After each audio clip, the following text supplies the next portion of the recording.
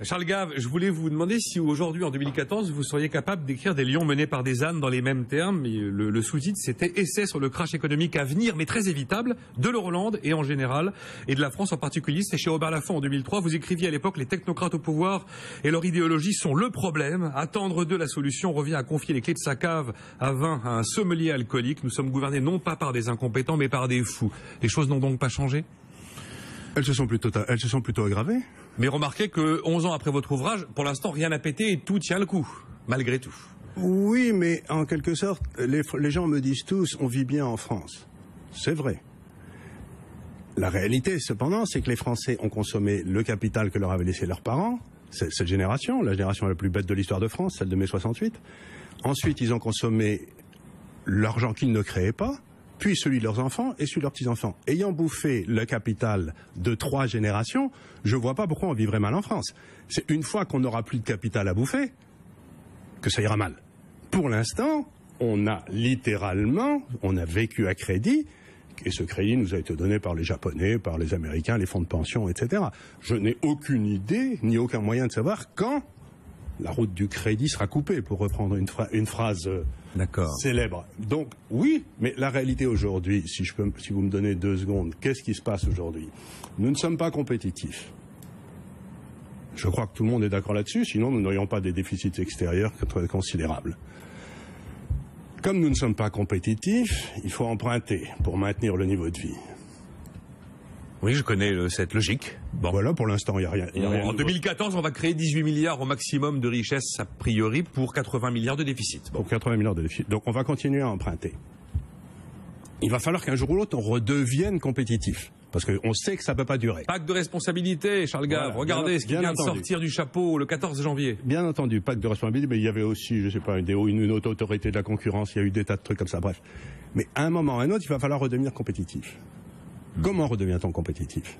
En faisant baisser les coûts du travail de façon considérable. 30 milliards, c'est pas suffisant par an? Non. Il faut plus? Beaucoup plus. Donc il faut faire baisser les coûts du travail. Donc il faut bien se rendre compte qu'il y avait 2 solutions. Soit l'Allemagne nous finance pendant qu'on fait notre réajustement. Notre agenda 2020. Or, ils ont dit qu'il n'en était pas question. Soit les banques, tout en Europe, deviennent responsables et garanties par tous les gouvernements. L'Allemagne a refusé. Donc, on va tout droit vers une baisse du niveau de vie considérable en France, en Italie et en Espagne, et ça a déjà commencé. Mais attendez, il n'y a pas d'autre solution. Le PIB par habitant français baisse depuis 6 ans. Hein, voilà. On va juste rappeler ça. Et on n'a jamais accordé aucun crédit à ce que j'ai appelé le coming out de François Hollande du 14 janvier. Ce discours totalement pro-business, totalement pro-entreprise, la politique de l'offre, à tel point d'ailleurs qu'il n'a plus aucune pensée et aucune déclaration politique concernant les plus faibles et les plus démunis dans notre pays. On n'en parle plus, il n'y en a plus.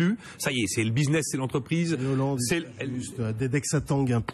Mais voilà, mais bon. Alors, si je peux me permettre, ça me rappelle Dalida et Alain Delon. Vous savez, il y avait une très jolie chanson qui était Paroles et paroles. Oui. C'est-à-dire que la réalité, c'est que la marge brute d'autofinancement des entreprises qui opèrent en France est à un plus bas historique.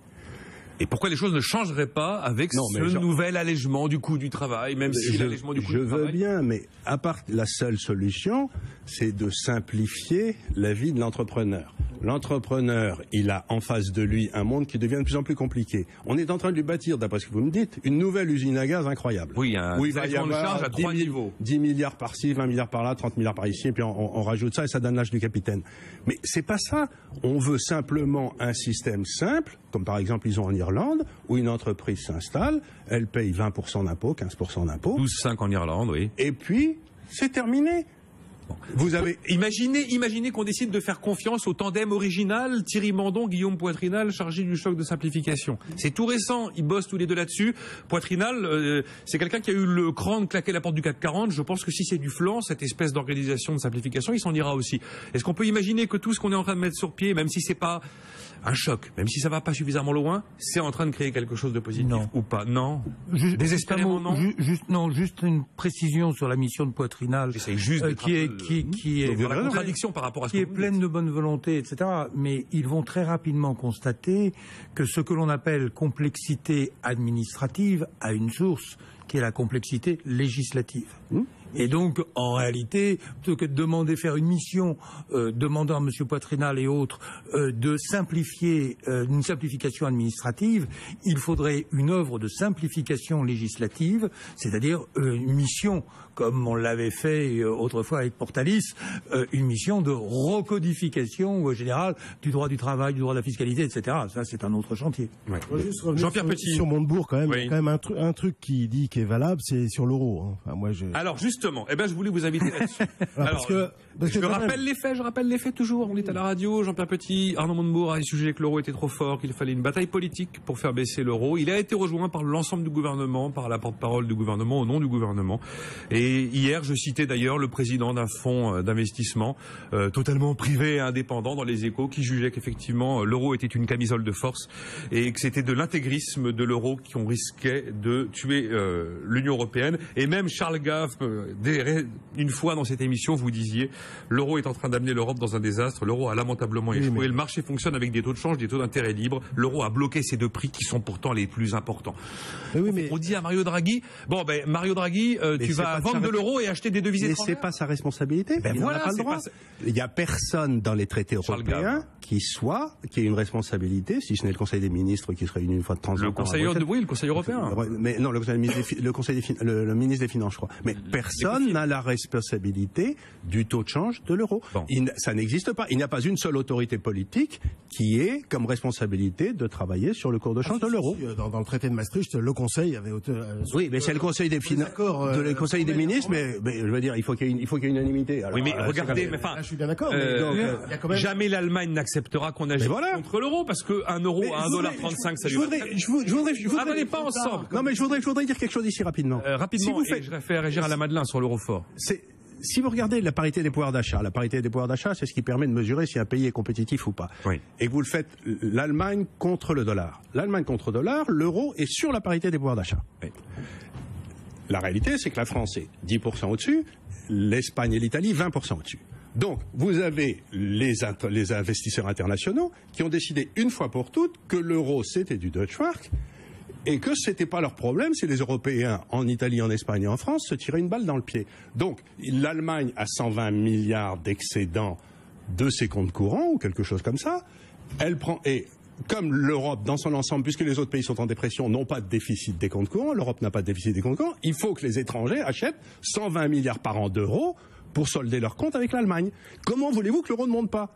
Je suis d'accord. Il est logique que l'euro monte compte tenu de la structure de la balance de l'euro. Vous avez la moitié de l'Europe qui est en faillite et l'autre moitié qui est à 120 milliards. Évidemment, s'il n'y a pas de politique de change, il peut arriver qu'il y ait des retours de bâton entre 2010 et 2012. L'euro a quand même baissé. Quand on a dit ça, qu'est-ce qu'on fait pour permettre à un Grec, à un Portugais, à un Français de vivre avec le Deutschmark ? Parce qu'on en est toujours à la même situation. Ok, il a raison, Montebourg. Et après ? On peut pas vivre avec le Deutschmark. On peut pas. C'est tout. C'est imbécile. Ça, je dis depuis le début. Donc ça veut dire. La stade, c'est que la gouvernance de la zone euro, malgré quelques améliorations, ne fonctionne toujours pas bien. Voilà. Mais elle ne peut pas fonctionner. La France a 40% de fonctionnaires de plus que l'Allemagne.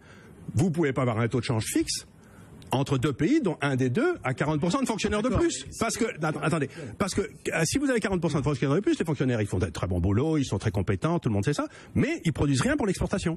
Zéro. L'euro est surévalué. Comme le dit Charles, il n'est pas surévalué pour l'Allemagne, il l'est pour nous. Et une fois que l'on a dit ça, comment je le fais baisser ? Comment je le fais baisser ? Pourquoi je le ferais baisser ? Parce que je suis allemand. Pourquoi je le ferais baisser ? Pour maintenir en vie des canards boiteux ? Pour permettre aux socialistes de continuer à dire n'importe quoi en France ? Voilà, donc je ne sais pas comment on fait. Quel est l'intérêt ? Je ne sais pas comment on fait, ça fait des années qu'on le dit, enfin en tout cas depuis l'explosion de la crise de surendettement des États. Ce que Montebourg dit, il dit pas comment il faut faire, il dit que ça marche pas et que... lui, il appelle à une bataille politique. Pour 55% du PIB de la zone euro, parce que la France et l'Europe du Sud, c'est 55% du PIB. Oui, mais j'entends bien tout ça, c'est très gentil, mais c'est exactement une discussion, comment faire marcher l'Union soviétique ?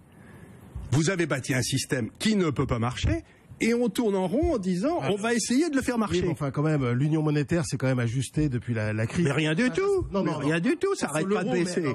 Il y a eu quand même le mécanisme européen de stabilité. Il y a eu tout un tas de trucs. Ils ont fait, c'est le glasnost, tout ça. À la fin, l'Union soviétique a sauté. Alors, on a monté un système qui ne peut pas marcher et on est en train d'essayer de trouver des cautères sur des jambes de bois. Mais je comprends même pas. Bon, alors, il y a 2 dates à essayer d'identifier. La date où notre système d'expansion par la dette et le crédit n'est plus soutenable. La date à laquelle le système d'une monnaie à 18 t-shirt à taille unique. Je ne suis pas du tout d'accord avec vous. En tant que financier, ces dates ne m'intéressent absolument pas. La seule chose que je fais, c'est comment je peux organiser mes actifs pour quand ça se produira, je ne souffre pas trop. Et sans que, en attendant, je perde trop d'argent. Donc le but, c'est pas d'essayer de réfléchir et de faire de la Madame Soleil. Le but, c'est comment organiser ses actifs en partant du principe que l'euro n'est pas viable.